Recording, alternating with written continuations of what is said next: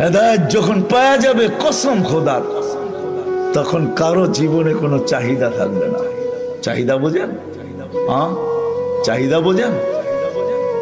চাহিদা থাকবে না, না পাওয়ার বিরুদ্ধে কোনো অভিযোগ থাকবে না। সবার জীবনে দুটা জিনিস আসবে, শুকুর আর সবর।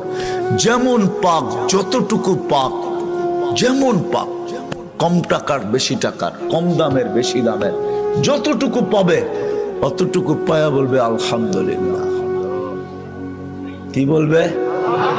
কি? আর যখন পাবে না তখন কি বলবে? যখন পাবে না তখন সবর করবে।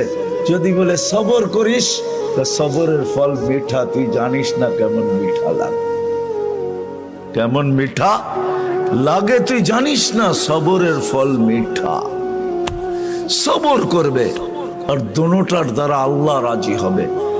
শুকুরের বিনিময়ে জান্নাত, সবরের বিনিময়ে জান্নাত।